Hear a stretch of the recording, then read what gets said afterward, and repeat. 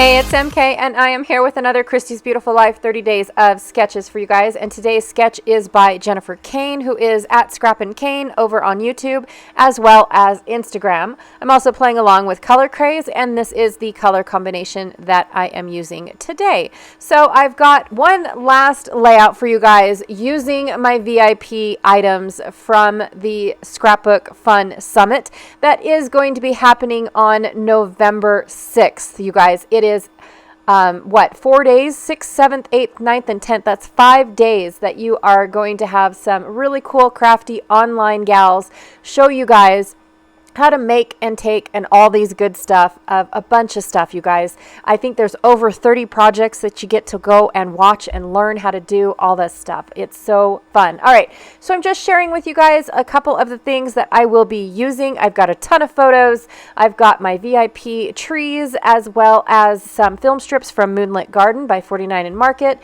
And then from September's monthly box, I have these wood frames, as well as this really cool Wonder Word out of acrylic. I've got one last little watercolor tree that is also in my shop.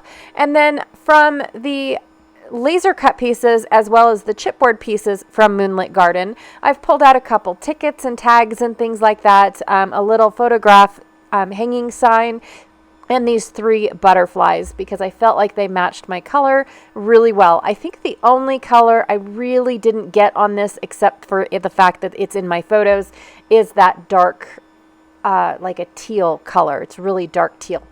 So I've got my map paper. These are the last 2 pieces that I had in my little kit from the journaling. It's like a junk journal kit that I have in the shop. I also have this cut file that's going to be coming soon in my shop.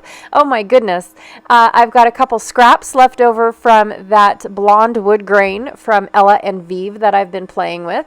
This scrap paper I've used once before is from Heidi Swap Set Sail, and it is called Rope Knots, but I like this dusty blue color.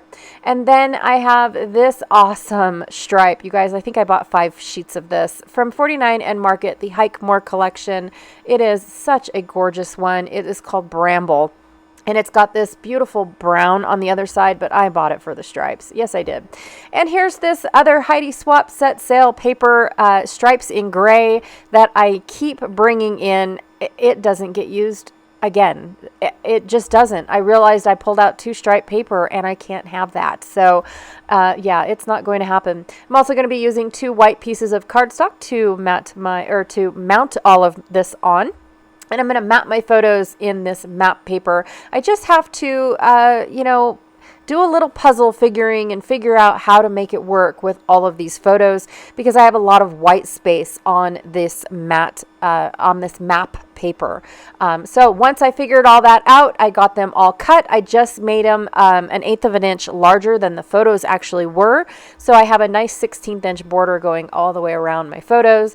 Not much that I can do with. I definitely can't distress these edges because the paper is super thin, but it still gives a good border around all my photos. Some of my photos also have the white border. I went ahead and left that on my photos, and then some of them do not, because that's just how my printer works. Okay, I decided that there was one extra photo that I really could do without. Didn't want to, but I could, because it doesn't really go with this set. All these photos here were taken from our balcony in our room, and the one photo that I had that wasn't from our room was actually from the little bar that we were using as our observatory. And so it didn't really go with all of these photos, but this whole set of photos here was when we first woke up and started seeing the clusters of islands as we were going into the channel. So that's where, yeah, so I just kind of wanted to keep the photos all the same. It was kind of like all the other photo clusters that I've been doing. I kept all of my waterfalls all together. I kept all of my icebergs all together. I've kept all of, the hanging out with the friends together. I've tried to keep them and group them all together to do, these layouts for you guys. All right, so Jennifer's sketch has these really cool rippy pieces going and flanking both sides of the double page layout. So I'm going to do the exact same thing. I'm going to use one of these, the striped paper as my main element, and then have all the other tucking elements. So this dusty blue paper is going to be a tucking element, and then I'm going to bring back that blonde wood paper. Now it does get a little lost in the end result of the layout, but I do like them tucking out and peeking out. And again, they're just scraps, so I'm okay if they aren't the star of the show, right? So I didn't know exactly what to do. So I'm going to go ahead and take my two pieces that looked like they were the same, rip them in half, and then split them between so I can have and make a full 12-inch piece of this wood grain. I did have one 12-inch piece of wood grain. I promise I did. But at the time, I didn't really, I think I wanted to use up 2 scraps instead of just 1. And that's why I ended up doing it. Okay, so in the end, my paper looked very, very blank, very bland. I did not like that. All this white space was driving me nuts. So I went ahead and pulled out 2 stencils. Now, I wasn't prepared to stencil. So this video gets a little choppy. I did put a little bit of adhesive on the back of all of my photos just so that way they stayed in place while I went ahead and did all of the outlining of where they all went, because I don't want to have to stencil this whole layout and then what I really wanted or what I really loved about these stencils didn't show. Does that make sense?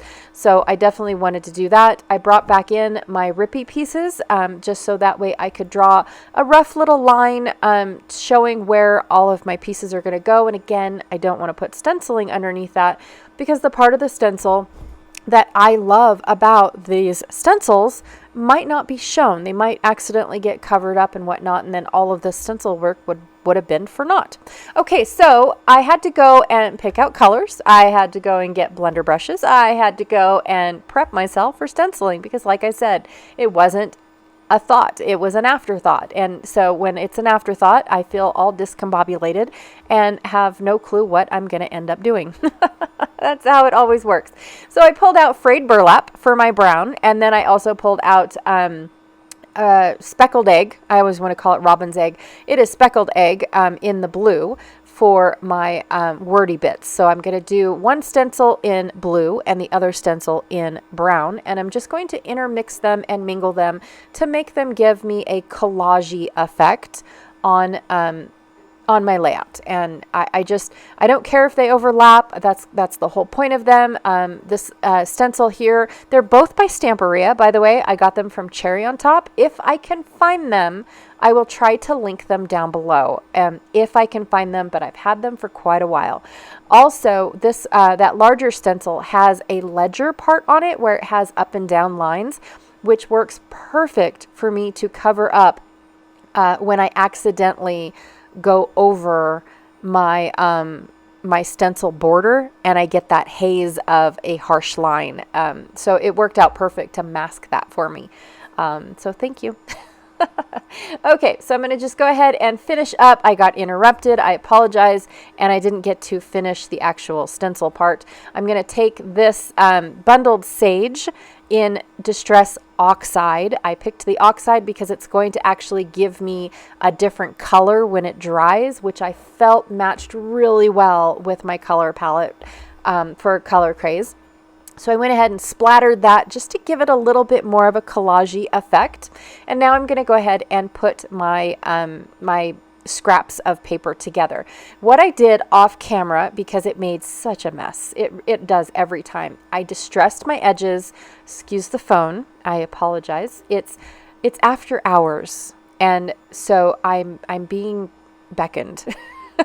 And when I have my door closed, my children like to call me on my phone. Or text me, I should say, just to see if they can come in and enter and do whatnot. So anyways, off camera, I took my scrap papers, my strips of paper, I distressed them with my edge distressor, then I took my walnut stain ink and I inked them. And again, this creates a huge mess, like so big. I don't even do it on my work surface. As you can see, I just ripped a piece. I went to go ink it. I ink it on my floor, you guys, because it is so nasty messy after you distress and then ink. I've tried to ink and distress. It does give me a different effect. This one here gives me a nice shadow effect, and I really do love this effect. But the sponge that it takes is a one and done, you guys. If you want to try this effect, I'm dead serious. You're gonna have to throw it away when you're done because it just trashes your sponge. But I do love this shadow effect. And like I said, if you ink first and then distress, it gives you a softer edge instead of this harsh edge. So it's up to your liking. All right, so I'm gonna totally mutilate this cut file.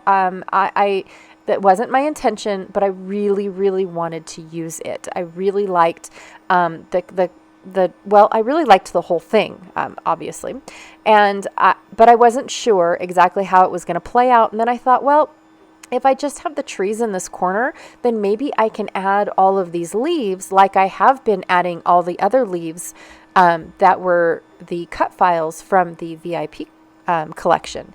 But they ended up being too big. And I felt like they were a huge distraction, so I don't end up doing that. But I do like this little cluster of trees coming out of the corner of my layout. For what purpose? I don't know. It's just a I really like it type of thing. And of course, it kind of made me feel like that's how we saw the whole channel, is little peaks at a time as we were sailing by. It was super fun. Okay, and then I totally did not notice that Jennifer had brought in other papers behind her photos, and that probably would have solved my white space issue had I have noticed that sooner. So to remedy that, I was just going to take these leftover little strips of wood grain and put them across my one photo because I felt like it was going to be too hard to do that on the other side, seeing how my 3 photos that I put over there weren't the same size as Jennifer's, and I had to manipulate them a little different. My left side photo, same thing. Instead of having one 3x4, I had 2, and so I had to flip it to get it to look good and actually work for my layout. Scrapbooking is always about adapting and improvising, right? Make things work for us. Make our supplies work for us and do what we need them to do, and not really necessarily what they were intended for. That's like my whole life motto. So anyways, I'm going to just go ahead and start scattering around what I want. I really like the title down below in this little cluster. Just because I had a lot of dead space in my photo to play with. I know Jennifer had her title underneath the photos on the central photos on the left-hand side, but I decided to bring a cluster over there instead and bring my title down. I'm not going to add anything else to my title down there. I'm just going to let it live on its own and be that stark title that just stands out and goes, look at this, And I do know that we aren't actually walking around, but we are wandering down a channel and checking out all this gorgeous, when they said it was a scenic tour, it totally was a scenic tour.